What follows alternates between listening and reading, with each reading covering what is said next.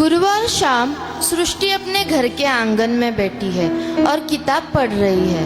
वह परेशान दिख रही है। यह है सृष्टि।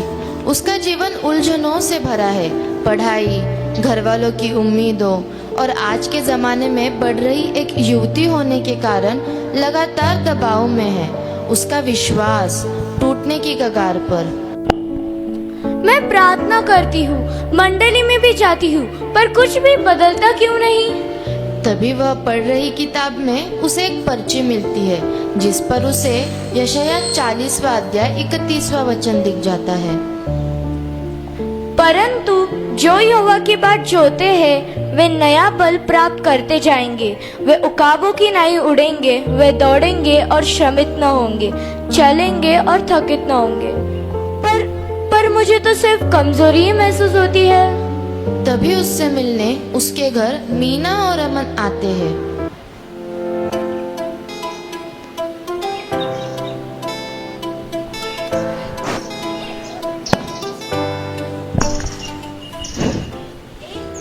अरे सृष्टि, सब ठीक है ना?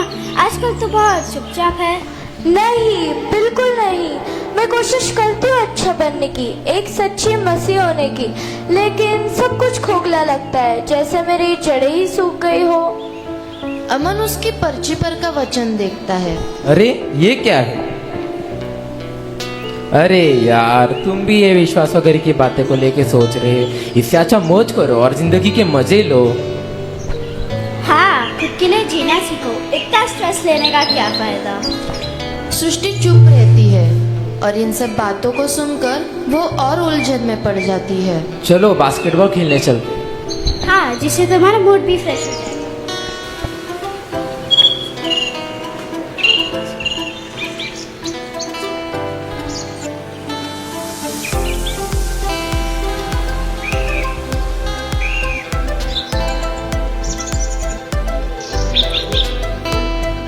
रिया और महिमा सृष्टि की मंडली में उसके साथ सहभागिता करते हैं। वे दोनों सृष्टि से उम्र में बड़ी है और मंडली के जवान बहनों में से एक है। उन्हें मंडली के अन्य बहनों से पता चलता है कि सृष्टि कुछ दिनों से बहुत मायूस दिख रही है, इसलिए वह उससे मिलने आते हैं। सृष्टि, तुम बहुत मायूस लग रही हो, सब ठीक है? मुझे ऐसा लगता है जैसे मैं बढ़ने की बहुत कोशिश कर रही हूँ, लेकिन मैं फंसी हूँ, बिल्कुल इस पेड़ की तरह जो बढ़ ही नहीं रहा। शायद बात ज़्यादा मेहनत करने की नहीं है। शायद असली सवाल यह है, तुम अपनी जड़ें कहाँ जमाए बैठी हो? लगता है कि हमने यीशु को सिर्फ एक पत्ता बना दिया है, असली जड़ नहीं। कोलोसियों में लिखा है, मसीह में जड़ें जमाओ और उसी में स्थिर हो जाओ। तुम्हें याद है उस दिन मंडली में हमने यिर्मयाह का 17 का 7 और 8 वचन सुना था, जो कहता है, धन्य है वह मनुष्य जो यहोवा पर भरोसा रखता है, वह पानी के पास लगाए गए पेड़ के समान होगा। शायद तुम्हारी जड़ें सही जगह नहीं फैली। अपने विश्वास को एक पेड़ समझ। अगर जड़ें गहरी और मसीह में नहीं जाती तो तूफानों में टिकना मुश्किल है। जैसे ही रिया मसीह में जड़ें जमाने की बात कर रही थी, सृष्टि जो आंगन के पेड़ की ओर देख रही थी, उसे ऐसा लगा कि जैसे वो पेड़ उससे कह रहा हो। एक समय मैं कमज़ोर ज़मीन में लगाया गया था, जैसे कि एग्ज़ाम में अच्छे मार्क्स लाना, सोशल मीडिया पर मनोरंजन ढूंढना या हर समय लोगों का ध्यान अपने तरफ खींचना। परंतु जब तूफान आया, मैं एकदम से ज़मीन पर गिर गया। फिर मुझे जीवन का जल यीशु मिल गया। धीरे धीरे मेरी जड़ें यीशु में गहरी और मजबूत हो गई और अब मैं मजबूती से खड़ा हूँ।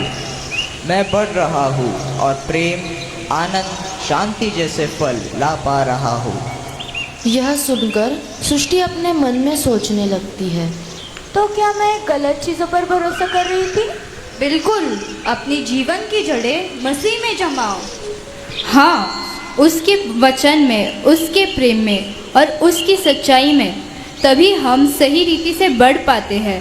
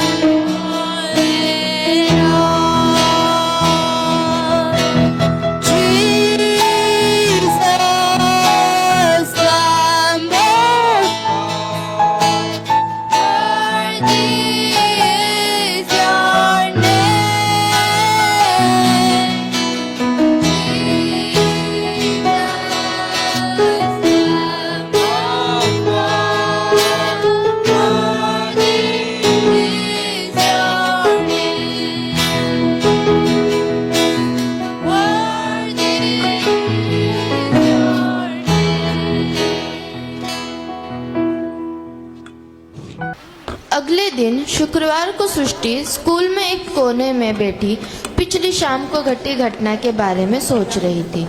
उसी समय उसके साथ पढ़ने वाले विवेक और स्नेहा आपस में बात कर रहे हैं। स्नेहा भी सृष्टि के साथ उसके मंडली में सहभागिता करती है। चलो यार, फाइनली एग्जाम्स खत्म हो गए। अब वो स्नेहा भी अपने परमेश्वर से प्रार्थना करने का ड्रामा बंद कर सकती है। अब किस बात की प्रार्थना? यह परमेश्वर से प्रार्थना का ड्रामा नहीं है विवेक, मैंने सच में प्रार्थना की थी और मैंने खुद महसूस किया था कि कैसे परमेश्वर ने मुझे अपने वचन के द्वारा हिम्मत दी थी जब मैं घबराई हुई थी। हाँ, बढ़िया बहाना है। असली मेहनत तो तूने की है, परमेश्वर ने नहीं।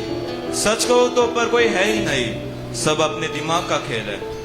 मेहनत तो मैंने की, लेकिन ताकत मुझे उसने दी। उसकी मदद के बिना मैं अंदर से इतना स्थिर नहीं रह पाती। मैंने उसके प्रेम को अपने जीवन में सच में अनुभव किया है, सिर्फ पढ़ाई में नहीं, हर दिन में। सृष्टि चुप सुनती है। वह सोचने लगती है कि कैसे प्रभु ने उसे भी छोटी छोटी बातों में सहारा दिया था। वह अंदर से और भी दृढ़ हो जाती है कि वह मसीह में और गहरी जड़ें जमाएगी, जैसा कि कुलुस्सियों 2:6 और 7 में लिखा है।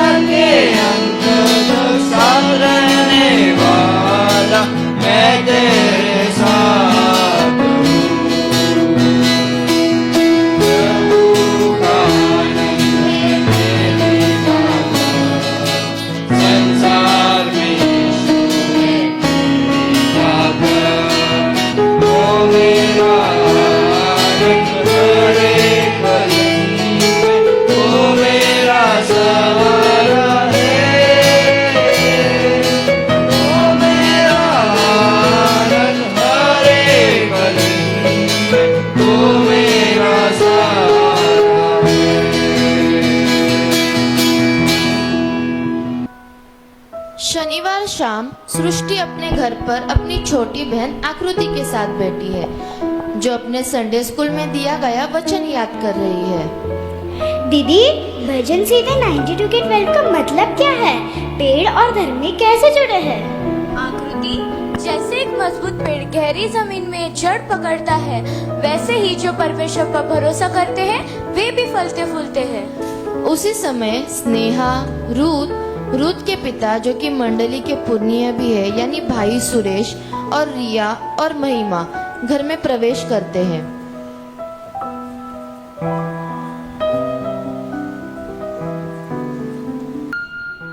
तो सृष्टि, जैसे मैंने तुम्हें बताया था कि पेड़ जमीन में जड़ पकड़कर ही बढ़ता है, क्या तुमने उस पेड़ वाले उदाहरण से कुछ सीखा और उसे अपने जीवन में अपनाना शुरू किया?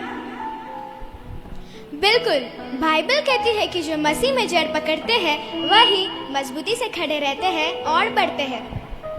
हाँ, और जब हम उसमें बने रहते हैं तो हम हरे भरे पेड़ की तरह फलदार बन जाते हैं, ठीक जैसे यिर्मयाह 17:7 और 8 में लिखा है।